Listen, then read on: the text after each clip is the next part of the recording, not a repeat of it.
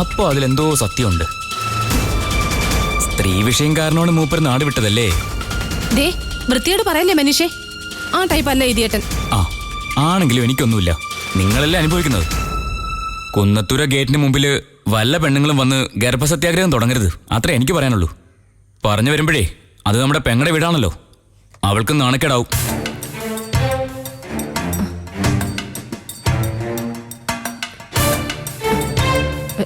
ഇപ്പോഴാ ഒരാങ്ങളുടെ വില ഞാൻ അറിയുന്നത്. നന്ദനയ്ക്ക് ഒരു നാണക്കേട് ഉണ്ടാവരുതെന്ന് മനീഷ് ആഗ്രഹിക്കുന്നു. ഇത്രയും സ്നേഹമുള്ളൊരു കൂടപ്പിറപ്പ് എനിക്കില്ലാതെ പോയല്ലോ. ഓശോ, ഇനി ഉണ്ടാവും ഒരു സ്കോപ്പും ഇല്ല. നമുക്ക് ഒരുമിച്ച് നിന്നൂടെ അനിയ? ഇപ്പൊ ഒരുമിച്ചല്ലേ നിൽക്കുന്നത്? റോഡിന്റെ സൈഡിലാണെന്നല്ലേ ഉള്ളൂ. ഞാൻ സീരിയസ് ആയിട്ട് പറയുക, മനീഷിനൊരു നിലനിൽപ്പ് വേണം. വീട്ടിലെ അവസ്ഥ കുറച്ചൊക്കെ എനിക്കറിയാം. ഭാര്യയ്ക്ക് ഒരു നല്ല ഡ്രസ്സ് എടുത്തു കൊടുത്തിട്ട് എത്ര നാളായി? കഴിഞ്ഞ ആഴ്ച ഞങ്ങൾ കൊച്ചി പോയൊരു ഷോപ്പിംഗ് നടത്തിയായിരുന്നു. ഒരു ഫുൾ ഡേ മാളുകളിൽ കയറി കറങ്ങി നടക്കായിരുന്നു. അത് ശരിയായിരിക്കും. ഷോപ്പിംഗ് മാളിൽ കയറി ഇറങ്ങുന്നതിന് കാശ് കൊടുക്കണ്ടല്ലോ. ഉദയേട്ടനെ സഹായിക്കണമെന്ന് ഉള്ളിൽ ആഗ്രഹം കാണും. പക്ഷേ നന്ദനെ അത് അംഗീകരിക്കണമെന്നുണ്ടോ? ഓ, നന്ദേച്ചിക്കിട്ട് പിന്നെയും പാരപണിയാണോ? പാരയല്ല. മനീഷ് സത്യസന്ധമായിട്ടൊന്ന് ആലോചിച്ച് നോക്ക്. അനിയനെ നന്ദനയ്ക്ക് വിശ്വാസമുണ്ടോ?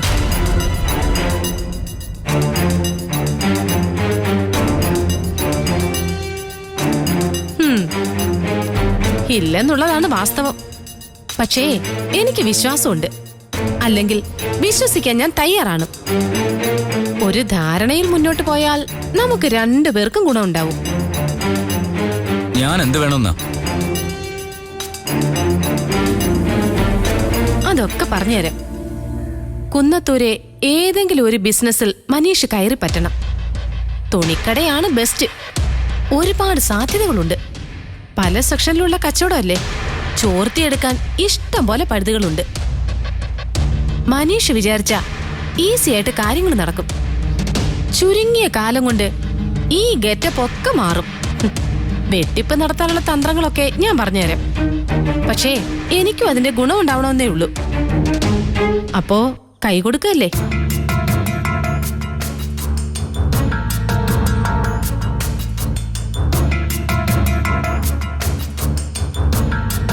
മനീഷ് എന്താ ആലോചിക്കുന്നത്? 2-3 ദിവസം മുൻപായിരുന്നെങ്കിൽ ഞാൻ കൈ തരുമായിരുന്നു. ഇപ്പോഴെന്ത് പറ്റി? അല്ല, ഞാൻ പുണ്യാത്മാവായി മാറിയിട്ടൊന്നുമല്ല. പക്ഷേ കുന്നത്തൂരെ ബിസിനസ് എന്ന് പറയുമ്പോ അതിന്റെ തലപ്പത്ത് പുതിയൻ ചേട്ടനാ. കഴിഞ്ഞ ദിവസമാണ് ഞാൻ പുള്ളിക്കാരനോട് ആദ്യമായിട്ട് അടുത്ത് സംസാരിക്കുന്നത്. എന്തോ ഒരു പ്രത്യേകത ഉണ്ട് കക്ഷിക്ക്. എന്തോന്ന് പ്രത്യേകത? ഒന്നുമില്ല. അങ്ങനെയല്ല, അദ്ദേഹത്തെ പറ്റിക്കുന്നത് ശരിയല്ല. സന്മനസ്സുള്ളവർക്ക് പണി കൊടുത്താൽ അതിലും വലിയ പണികള് പാഴ്സലായിട്ട് നമ്മളെ തേടിയെത്തും. ഇയാൾക്കിത് എന്ത് പറ്റി? മാനസാന്തരമൊന്നുമല്ല, നാളെ ഒരു പക്ഷെ മാറ്റം വന്നേക്കാം. ഇപ്പോ ആ ചേട്ടനെ കബളിപ്പിക്കാൻ തോന്നുന്നില്ല. അതുകൊണ്ട് ഈ ഒരു തരികിടയ്ക്ക് കൂട്ടുനിൽക്കാൻ തൽക്കാലം ഞാനില്ല. അതൊരു നല്ല തീരുമാനം അല്ലല്ലോ. ഞാൻ മനസ്സിൽ കാണുന്നതിലും വലിയ എന്തോ തട്ടിപ്പിന്റെ പ്ലാൻ ഉണ്ട് ഇവിടെ.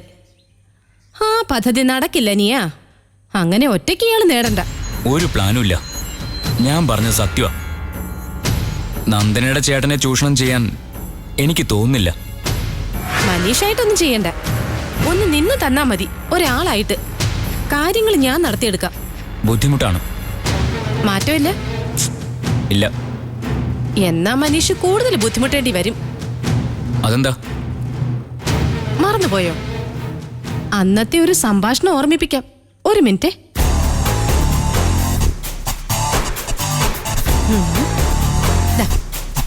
എനിക്ക് ആവശ്യം പണമാണ്.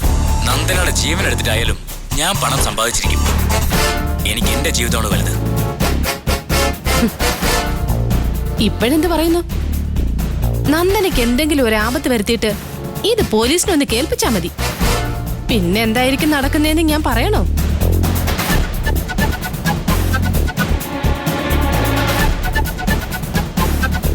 എന്താ വായിൽ നാക്കില്ലേ? പോലീസ് എന്നെ പിടികൂടുമായിരിക്കും. അതെ, ഞാൻ വിളിച്ചു വരുത്തും പോലീസിനെ. അതെ, ഒന്ന് നിന്നേ. അപ്പോഴേ വനിതാ പോലീസിനോടും കൂടി ഒന്ന് വരാൻ പറയണേ. അതെന്തിനാ? കാര്യമുണ്ട്. ഒരു മിനിറ്റേ.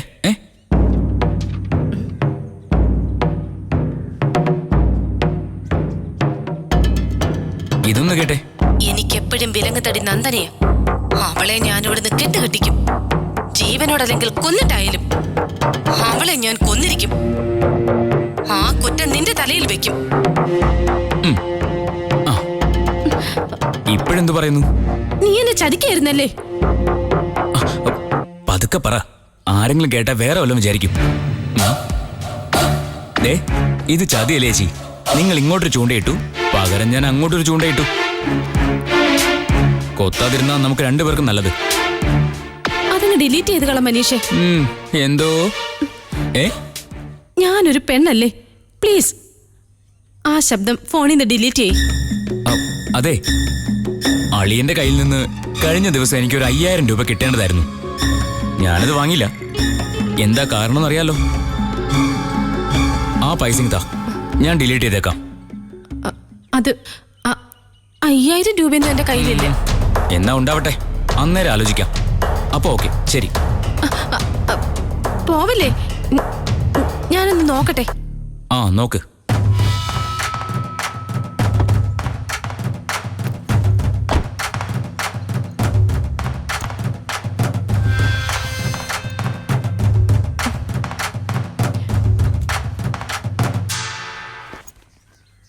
ആയിട്ടില്ലല്ലോ. 2000 നോട്ട് മാത്രമേ ഉള്ളൂ. 6000 ഇങ്ങ് താ. ബാക്കി 1000 ഞാൻ അങ്ങോട്ട് വന്നാ പോരെ? ബാക്കി താ മനീഷേ. 1000 രൂപയ്ക്ക് തർക്കിക്കല്ലേ? എന്നാ അത് ഡിലീറ്റ് ചെയ്യ്. ഏത് അഭ്യാസം എടുക്കല്ലേ? പൈസ തന്നാ ഞാൻ പറഞ്ഞത് ഡിലീറ്റ് ചെയ്യാന്ന് വാക്ക് തന്നതാ. ആ വാക്ക് ഞാൻ മാറില്ല. പക്ഷെ ചേച്ചി, ഡിലീറ്റ് ചെയ്യാമെന്നല്ലാതെ എപ്പോ ചെയ്യാമെന്ന് ഞാൻ വാക്ക് തന്നിട്ടില്ലല്ലോ. ഉണ്ടോ? ഇല്ലല്ലോ. എടാ, ചിലപ്പോ അതുകൊണ്ട് ആവശ്യം വന്നാലോ. അതുകൊണ്ട് കുറച്ചുകൂടെ ഒന്ന് കഴിയട്ടെ, ഞാൻ ഡിലീറ്റ് ചെയ്തോളാം. ചതിയനാ നീ. അല്ല, മനീഷ് ശിവരാമൻ. അപ്പൊ എല്ലാം പറഞ്ഞ പോലെ. പൈസ തന്നിട്ട് പോ. എന്റെ പൈസ തരാൻ. ഒന്ന് പതുക്കെ. പൈസ എന്ന് പറഞ്ഞിങ്ങനെ വിളിച്ചു കൂവിയാലേ വല്ലവരും കേട്ടാ തെറ്റിദ്ധരിക്കും. ഓട്ടെ.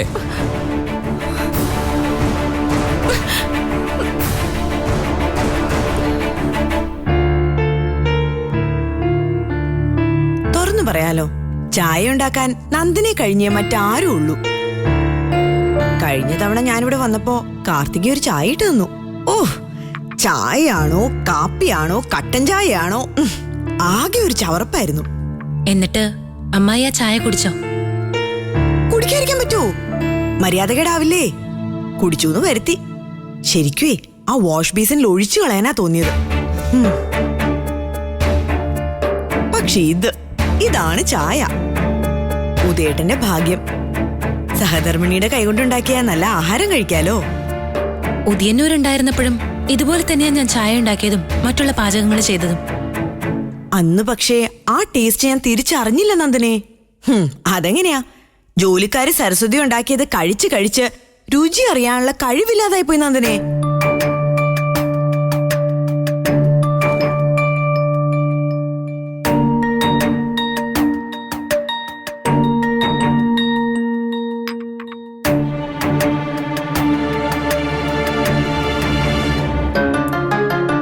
വസുന്ധരാമായുടെ കർമ്മങ്ങൾ ഇനി എന്തൊക്കെയോ ബാക്കിയില്ലേ?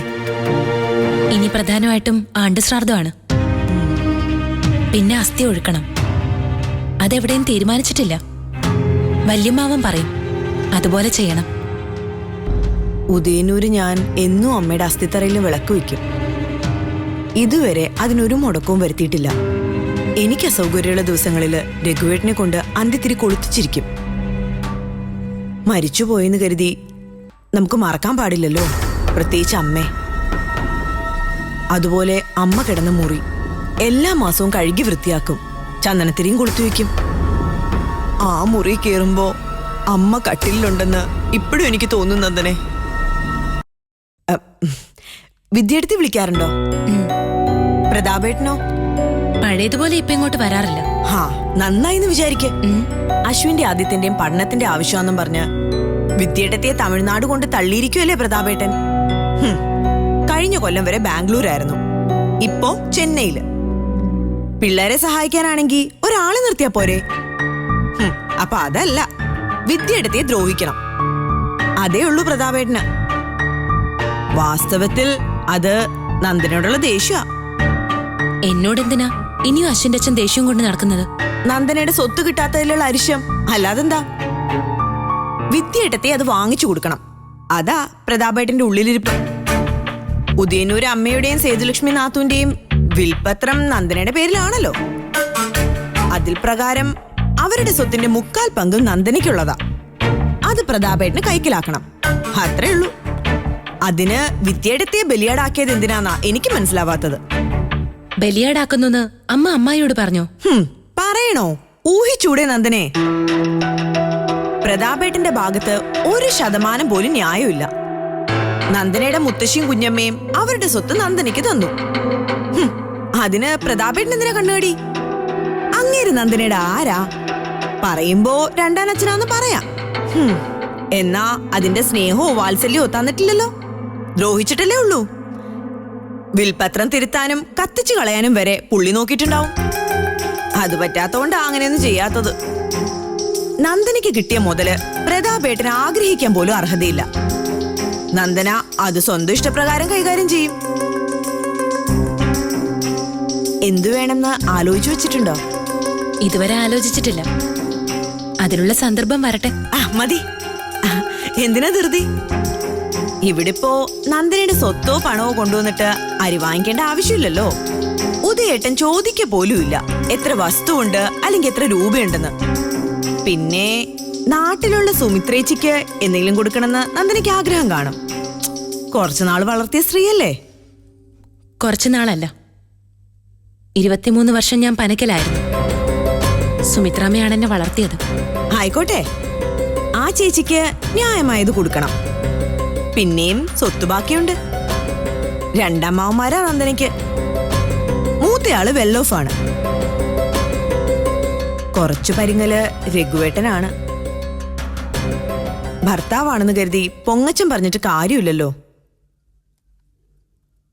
രഘുമാവൻ എന്താ പ്രശ്നം? ബിസിനസ്സൊക്കെ ഡള്ളാണ് മോളെ. നോട്ട് നിരോധനം വന്നേ പിന്നെ ഒരു മെച്ചവും ഇല്ല.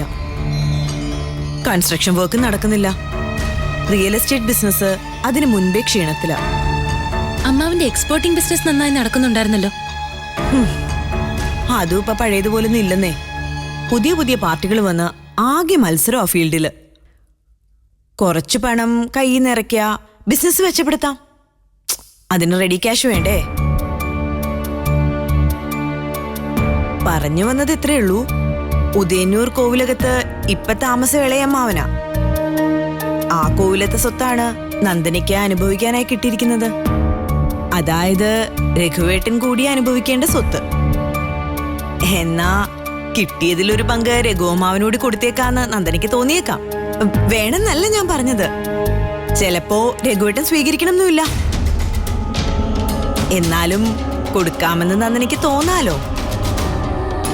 അങ്ങനെ തോന്നിയ അഥവാ കൊടുത്ത പ്രതാപേട്ടന് എന്താ നഷ്ടം? അതാണ് എന്റെ ചോദ്യം. അത് നന്ദനയുടെ മാത്രം ഇഷ്ടമല്ലേ? അല്ലേ നന്ദനെ? എനിക്കൊന്നും വേണ്ടിയിട്ടല്ല കേട്ടോ, ഒരു ഉദാഹരണം പറഞ്ഞു എന്നേ ഉള്ളൂ. വിൽപത്രത്തിന്റെ കാര്യം ഞാൻ മറന്നിരിക്കുകയായിരുന്നു. എപ്പോഴും സ്വത്തിനെ കുറിച്ച് ആലോചിച്ചിരിക്കുന്ന സ്വഭാവം എനിക്ക് ഒരിക്കലും ഇല്ല. ഞാനും അങ്ങനെയാ. ഇത്തരം വിഷയങ്ങളിൽ തീരുമാനം എടുക്കാനുള്ള അവസരമല്ല ഇത്. സമയം വരട്ടെ, അപ്പൊ നോക്കാം.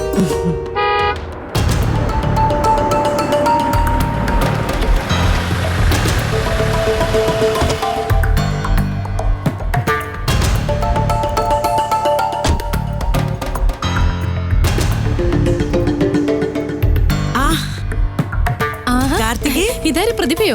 എപ്പോ വന്നു? വന്നിരുന്നിട്ട് ദേ ചായ കുടിച്ച് ഗ്ലാസ് അങ്ങോട്ട് വെച്ചതേ ഉള്ളൂ.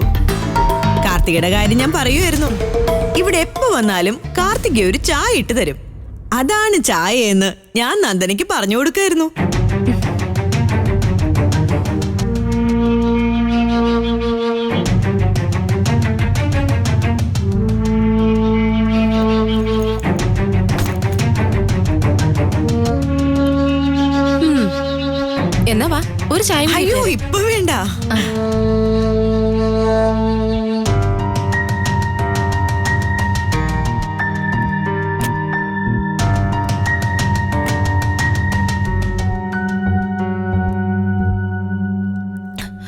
വെയിലിന് എന്താ ചൂട്?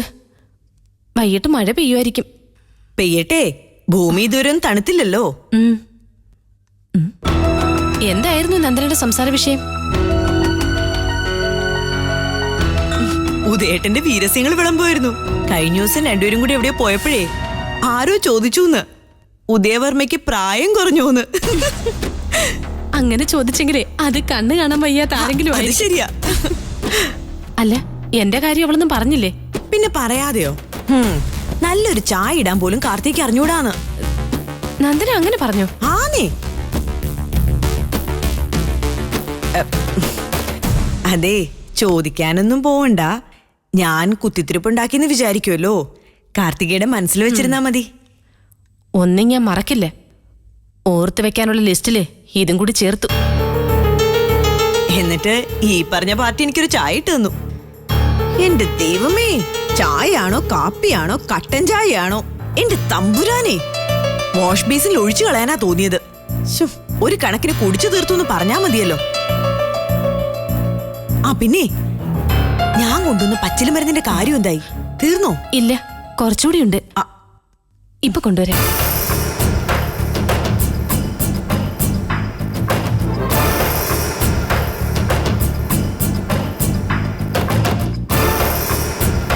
ദാ.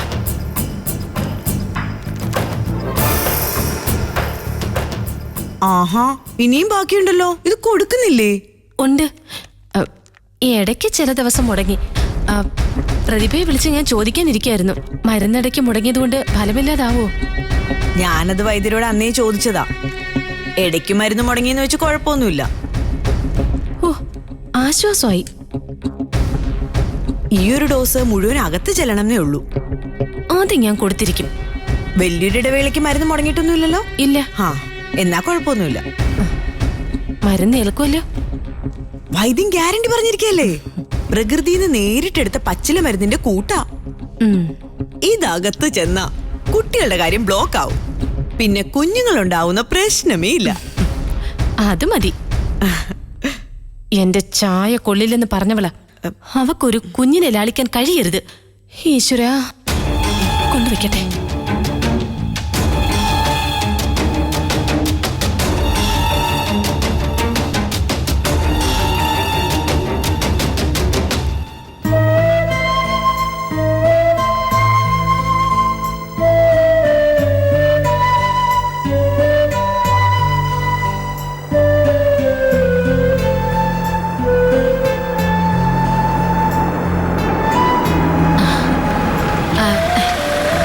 അല്ല, കൊച്ചി ഈ നാട്ടുകാരിയാണോ? അല്ല. ഓ, എന്നാ പൊയ്ക്കോ. എന്തിനായിരുന്നു ചേച്ചി? ഒരു വീട്ടിലേക്കുള്ള വഴി ചോദിക്കാനാ. ഈ ഭാഗത്താണെന്നറിയാം. വഴി നിശ്ചയമില്ല. ആരെയും ഒട്ട് കാണുന്നുമില്ല. ഏത് വീടാ? ഒരു കോവിലകവാ. ഏത് കോവിലകവാ? കുന്നത്തൂര്. അതാ വീട്ടുപേര്.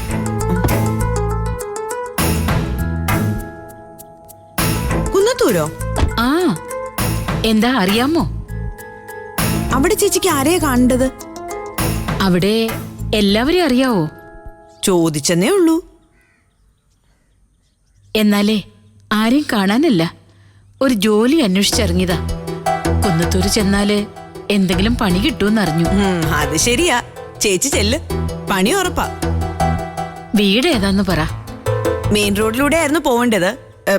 സാരമില്ല, ഒരു കാര്യം ചെയ്യും.